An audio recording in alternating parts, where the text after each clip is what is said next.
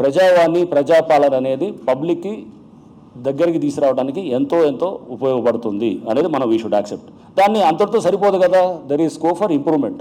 So ఇందాక sir అంటున్నారు మాకు ఫస్ట్ క్లాస్ వచ్చింది, ఫస్ట్ క్లాస్గా డిస్టింక్షన్ గోల్డ్ మెడల్ 100 తెచ్చుకుందాం మనం.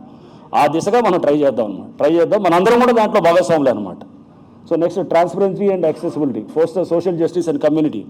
సో ఇందాక చెప్పాను, ఎవడో మొత్తం గోడలు కట్టుకొని ఇదంతా చేస్తుంటే కనుక ఇదేమీ ఫ్యూడల్ వ్యవస్థ కాదు, ఇదేమి ఎవడో జాగీర్ కాదు కదా, ప్రజాస్వామ్యం. ఇది ప్రజాస్వామ్యంలో ఉన్నప్పుడు దానికి కొన్ని there are certain rules of the game. అంతేగాని one cannot behave like a feudal lot. If somebody tries to do it, systems have to work. Systems పనిచేయాలన్నమాట, పనిచేసి దాన్ని మనం చేయాలన్నమాట. సామాన్యులకి కాపాడటానికి, స్ట్రాంగ్ పీపుల్ నుంచి కాపాడటానికి వ్యవస్థలు పనిచేయాలి అనేది స్ట్రాంగ్గా I strongly believe in that.